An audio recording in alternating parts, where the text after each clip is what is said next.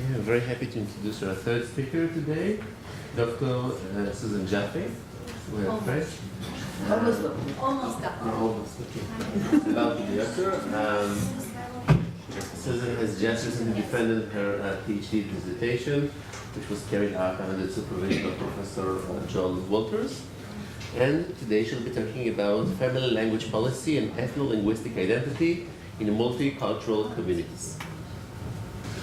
Okay, am I standing in the right place? Yes? Yeah. You probably can't see me anymore, but okay. I'll do You can this. move a little bit, but not too much. Okay. Hello out there. It's okay, it's okay. Okay, so I'm going to talk about two things, and then I've been so excited hearing everybody else's talks. I want to relate a little bit at the end to sort of pull together some of the ideas here, because I think it's wonderful. I'm going to talk first about a study done here in our lab upstairs on family language policy, and I'm going to talk about motivation, ethno-linguistic identity in an adult community.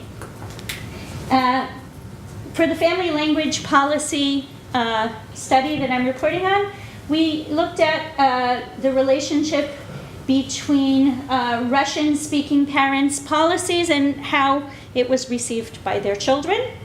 And we looked at children's perception of their own language use and proficiency, as well as their actual performance in both their first language, Russian, and the second language, Hebrew. Okay, and then we're going to go over to this second study, but we'll come back to that. So our emeritus professor, Bernard Spolsky, talked about family language policy as having these three levels or three components. There's an ideology to it, which is what people think should be done. So Mila was talking about this school, not in a family policy, but a language policy in this bilingual classroom where there was clearly an agenda on the part of the teachers to produce children who spoke both languages. So the fact that the children who came from Hebrew-speaking homes had a passive knowledge of Arabic did not achieve the goal of the instructors, and they were working to change that from receptive to productive language, if I understand correctly. So that's the level of ideology. Then the next level is language practice, what actually happens in a family context or a school context, right? And then what happens, language management is really what happens when there's a breakdown between the first and the second, right? What happens when language practice doesn't actually match the ideology, right? So when we ask a question, what is your attitude regarding the use of Hebrew in your home? This was a study in homes where the first language of the parents was Russian, right? Which languages are spoken in your home? This is descriptive, not about ideology, and what do you do about it, right? Do you have any rules at home regarding the language used, right? You can't just ask people, do you have a language policy? We tried that with English, Hebrew bilingual families, and they looked at us like we were from Mars, you know? Like, did we have a list, you know? Like, is it in the book, chapter 4? But, so, you know, we have to give it in this form. You know, do you have rules? Then the answer is yes, okay? Only at the table or only certain topics or whatever the family policy is. Okay, for this study, there were sociolinguistic interviews done with 65 parents that provided the basis for the division, which we're going to come across in a minute, into three different types of family language policy. In addition, the children were given questionnaires, and we're going to talk about how we did that. Antonella spoke to us yesterday afternoon about the fact that children's attitudes need to be investigated as well, and this is something that's been happening in our lab for a long time, and we are very excited and proud of the way we do it. It came up last year in Limerick. I was speaking with Natasha Ringblom about this. She was presenting a study with younger children than the ones we do, and afterwards I said, did you talk to them, the children? And she said, how do you talk to the children? And I said, it happens to be, we can tell you about that. And in part 3, the next part of it was actually to measure the children's language proficiency with a naming task, with a non-word repetition task, and with a task of sentence repetition. So those were how we actually measured their language, both in Russian and in Hebrew. Okay, to do a child interview, Carmit created a... BMBF created. Carmit brought it to our lab. Under Joel's supervision. Under Joel's supervision. This was before my time, so now we're getting the history. Thank you. The magic ladder, as we call it. And it's a physical ladder. It's not a picture of a ladder. We give the children a manipulative made of shipud sticks or whatever, right? And we make a ladder. And it's got 10 rungs. And the children get a disc with a doggy or a ballerina, whatever it is. They can choose the disc they want, and they can place the disc on the ladder to show how they feel about the question. So before we say, how do you feel about speaking Hebrew? How do you feel about that? We start with warm-ups. How do you feel about ice cream? How do you feel about spinach? How do you feel about going to the park or the beach? How do you feel about getting a shot from the doctor's office, right? And the kids get these warm-ups, and then they understand the whole process. I'm going to interrupt it for a minute, except to say that I use this method, and it worked almost all the time, until I met a little girl who was determined to stop on every step of the ladder. So her first response was 1, okay. Her second was 2, and the next was 3, and the next was 5. And we couldn't really go on with the study until I asked her enough made-up questions that she got to go all the way up and down the ladder. And then, and then we could get back to the real work. But basically, it's an amazing system. And we get good responses from almost every child. And this data was collected with the children in schools, in their preschool classes. And the parents' interviews were done in their homes by a native Russian speaker in Russian. And that's going to be interesting in a minute. Okay. There were 3 family policies that emerged. 3 categories of family policies. One was a strict pro-Russian policy. The next was a mild pro-Russian policy, and the third was what we called a pro-bilingual policy. And this came out of not a preconceived idea. We said, let's see what emerges. This was what's known as grounded theory instead of a top-down, starting with a theory and testing, is it working, which is what we'll see in the next study. This was a bottom-up approach. Okay, so the strict pro-Russian policy looked like this. The parents believe very strongly that Russian needs to be preserved, okay, in the family. They think Russian should be the primary language spoken in the home. And if the Russians feel that the language is threatened, they will employ some reversing language shift. Meaning, mommy gets angry, the child gets punished, right? These 3 are the policy, as we said before. These are Spolsky's 3 steps, right? This is policy, practice, and management, right? Ideology. Right, ideology, practice, and management. Thank you. So, as an example, we're not going to read all of these. You won't speak Hebrew to me. If you do, you will talk to the wall, but not to me. Okay?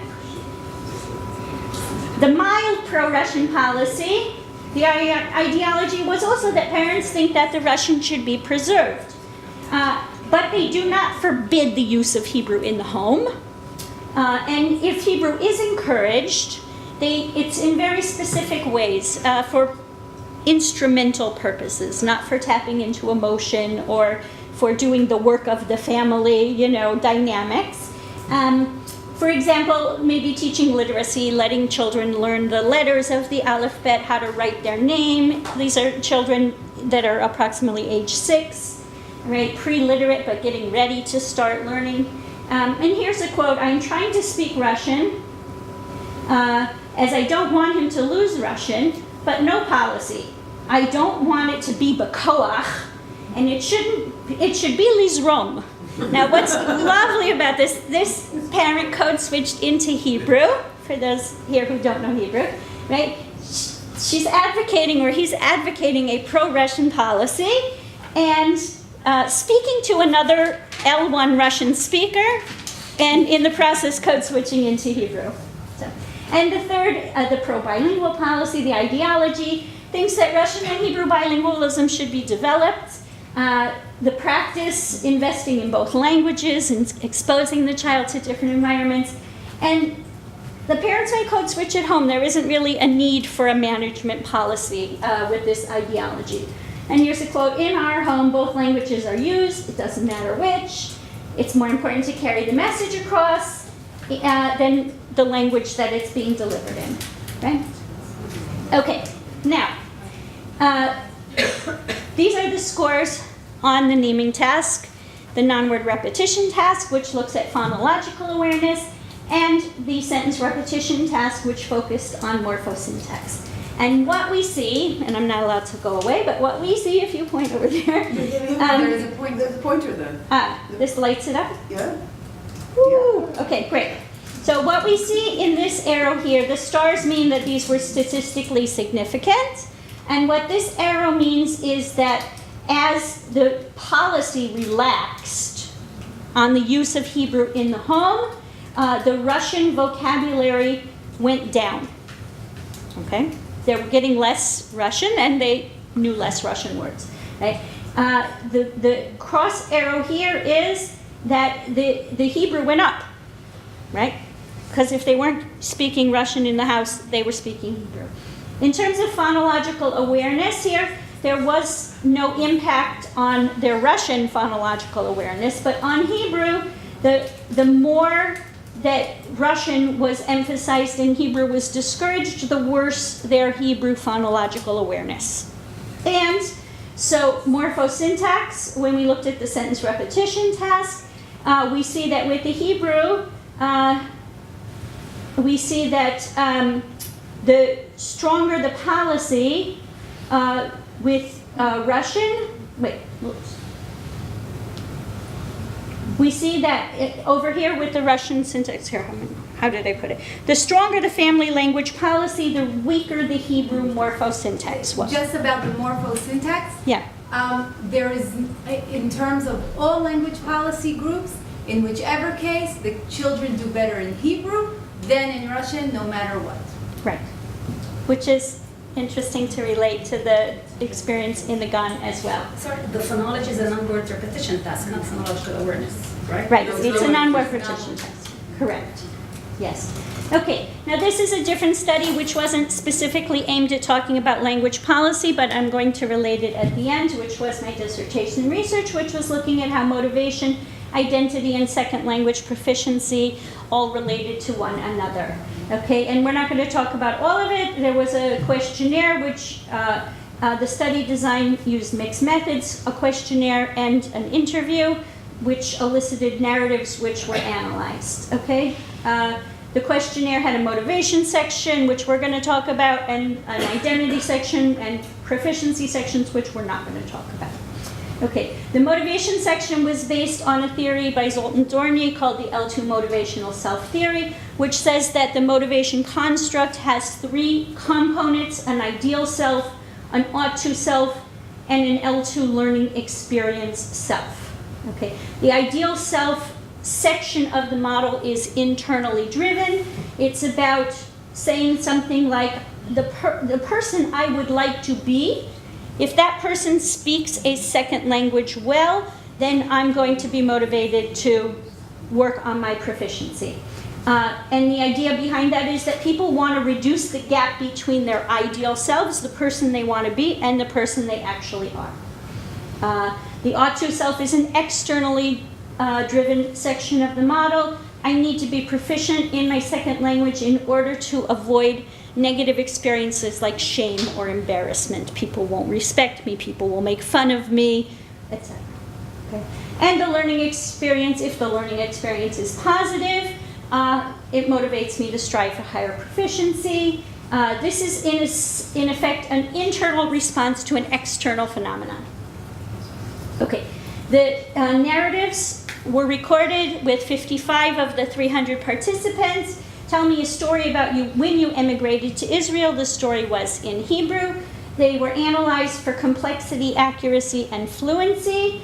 And the complexity was measured using AS units and a coding of AS units, a system which was developed by Harmeet Altman. Okay, the complexity, in addition to analyzing for AS units, we looked at type token ratios, the accuracy, we looked at error-based and error-free units, and fluency, we looked at filled and unfilled pauses. Excellent. Repetition, self-corrections, reformulations. Here's some brief stats, right? We'll go through this. This is what the model looked like. It did not look like the model in the literature. Not one of the three components of the model was the same. I'm going to jump to comparing them, okay? And instead of an ideal self, we had a positive attitude towards Hebrew. People were motivated by feeling positive about the language itself and the opportunities that speaking the language afforded them to integrate into the community. Instead of an ought-to self that was motivated by avoiding shame or embarrassment, people had an instrumental motivation. They wanted to learn the language to be successful, to get a job, to pay their bills, to advocate for their children in school or their elderly mother in the hospital, etc. But that wasn't based on shame or somebody else's judgment of them. And the language learning experience just didn't register with this group at all. Instead, there was another positive motivation towards Israelis and wanting to integrate on a social level, not necessarily on a linguistic level. So these were some of the differences between the models. And these are some stats that show the significance of the complexity. There was no connection, between motivation and complexity or fluency, but there were a lot of important stats, which we're not going to bother with, in terms of the relationship between accuracy and motivation. So more motivated people spoke Hebrew better. They produced fewer errors. Okay, I believe that you don't see it so much in the complexity and the fluency measures because a lot of these transfer from L1 to L2. Okay, we found that people were able to tell very sophisticated stories with very limited Hebrew proficiency in terms of macro structure, in terms of narrative structure. They were capable of producing stories, but the only place that they couldn't get by with L1 transfer was accuracy. So there's where we saw the differences. In terms of conclusions, with the family policy. Family policy has efficacy. Thank you, perfect. It matters. We saw this in the results with the comparison of family policy and L1 and L2 proficiency. It has an impact on first and second language proficiency, both. We see these measures, so it works. Okay? And in terms of methodological considerations, it's important to include children's attitudes in the study, and ours is not the only way to do that, but I think it's an important thing. In terms of the adult immigrants, we need to do more focusing on adults. The reason this model looked different from the model in the literature is that almost all the research is done based on high school students, college students, people who are looking towards the future, and their L2 is a hypothetical, ideal, aspirational concept. For adult immigrants, there's nothing aspirational about it. It's here, it's now, it's every day, and it's critical that they deal with language now. We're not so unusual in Israel. In the world, there are 258 million international migrants in 2017. That's gone up since 2010, and the median age is 39. So there's a lot of adults, and we need to be thinking about policy, and we need to be thinking about research that understands adults and what motivates them and what their attitudes are. So that's, I hope you will consider that. We are doing other research with other groups. These are English speakers. We're doing research with French speakers, Spanish speakers. Some of our preliminary results were on posters today. Russian speakers, All of the research with adults so far is confirming this finding. It's all showing that their motivation is different from what's in the literature, their attitudes are different, and if I can take 1 minute to just say, I had the fortune of being the third of us talking about language policy, so this is a luxury for me that I can relate to these others. I see Mila talked about about language policy in the school, and the presumption there was that L1, that the purpose of using a second language was to create more understanding and to create a society where both of these languages are incorporated and what have you. We see in Michal's talk that she was talking about language maintenance as a way to preserve emotions and keep people connected with their emotions and keep people connected with their families. Certainly the Russian family language policy was about preserving their identities and using language as a vehicle to do that. By contrast, we saw with the adult immigrants that we reported on that there was a separation, that they were preserving their first language, but they were also, and we didn't report on this, they were adopting an Israeli identity. So in children, we see this connection, and perhaps within the family unit, we want to preserve this connection.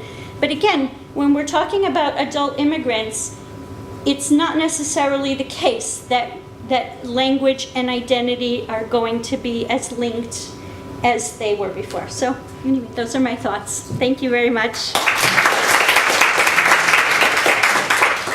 There we are. Thank you very much. Sure. Any questions or comments? Yeah, Sharon. Yeah, I actually have a question. Regarding the families you mentioned with the stricter policy of language policy within the family, but the mother said you can talk to the wall but not to me.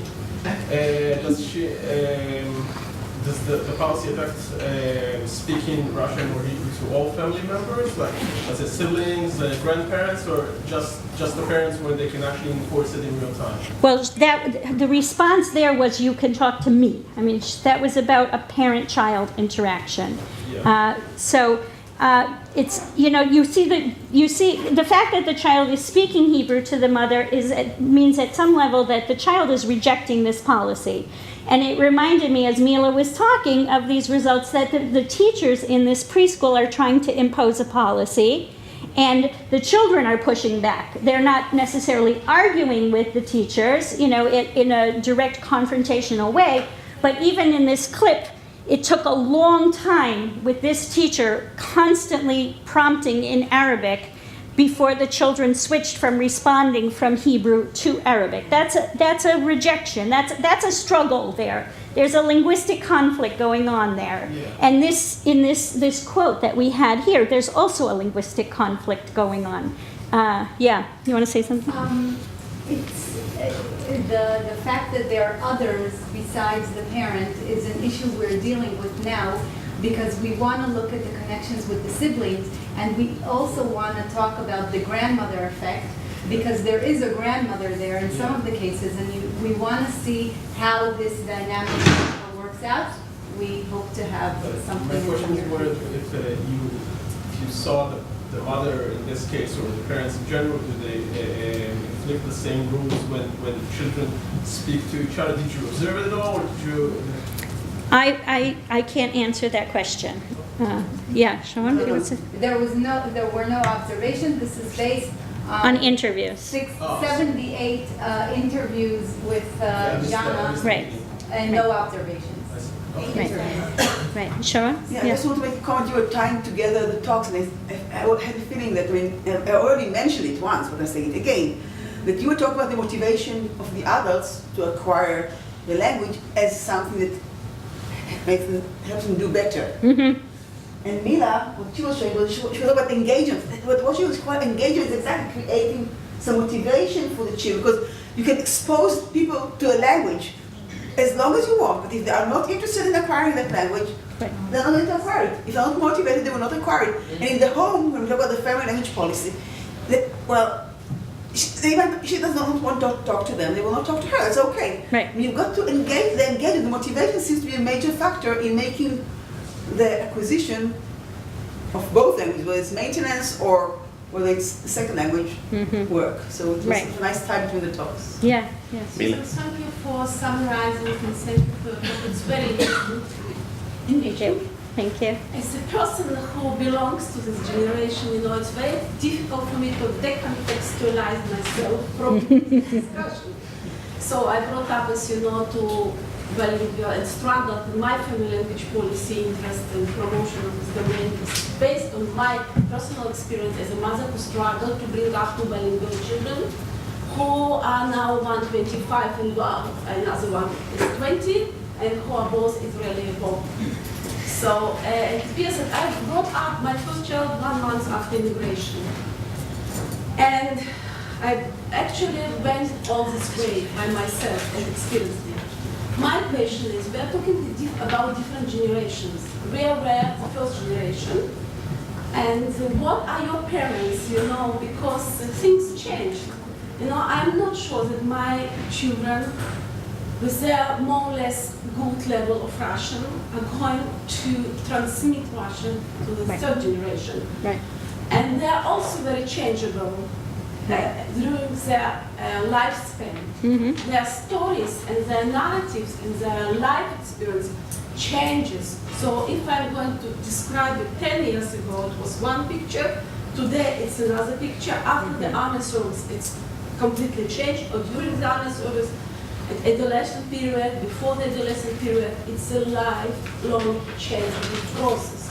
So we need to also to think about generation. Did you find some data which is related to the generation? Well, so we do have some data coming out of our lab, and I don't know that we have gotten to the stage of reporting it. But one of the interesting things is this, as I said, these interviews were conducted with the parents in Russian, with an L1 Russian-speaking interviewer, but.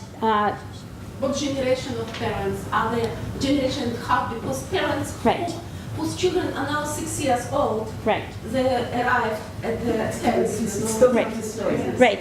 But you want to tell her about the subsequent people? Yes. When I interviewed these parents, they were at least 8 to 10 years in the country, and they were about maybe a little bit younger than myself. It was 10 years ago. It was 10 years And ago. it was It was 10 years ago. So it's a good point because generation changed 10 years ago. Right. It's huge amount. But now we have Right. For generation exchange, actually, because now parents whom I interviewed around 10 years ago, some of them were not so fluent in Russian.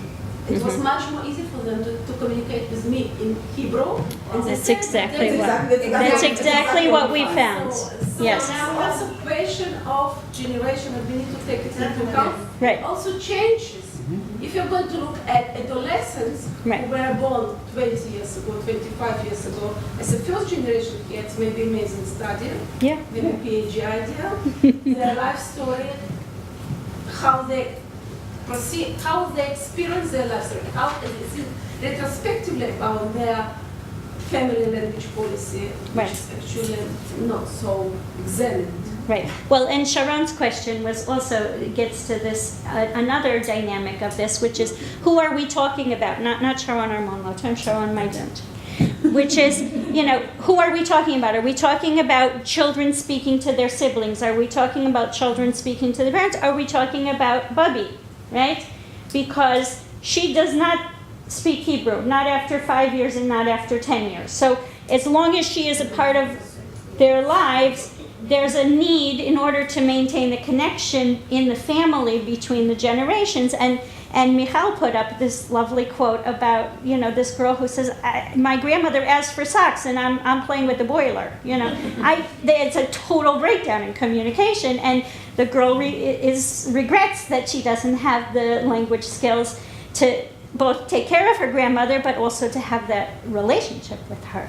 So that's, I think, if I'm not mistaken, Sharon, that's what your question was about, right? You can have a flexible language policy if it's between people where it doesn't result in a breakdown in a relationship, but once the relationship depends on those language skills, it's a completely different question, right? It's partially that, I guess, with the grandparents, yes. I mean, in many cases, the grandparents refuse to speak, especially from Russia, they refuse to speak Hebrew.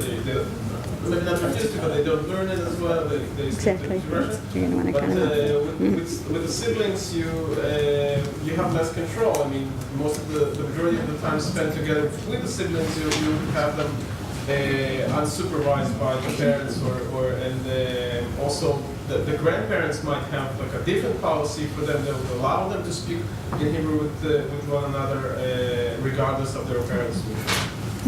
Yeah, I just wanted to mention regarding that point that it's also it matters which sibling we are talking about. Sometimes there were kids who had older siblings, and they switched to Hebrew much faster, and the children who had younger siblings, they still had some Russian in between, and there was a policy in some of the families to speak only Russian to the babies until they grow up a little bit. So to the babies, you speak only Russian, and then you don't care that much. And that's why children who were lucky enough to have younger siblings, babies at first, they were better at Russian probably afterwards. Right. And one last comment, I wanted to refer to what you said, Mila. 10 years ago, we had a very nice questionnaire and an interview for the parents.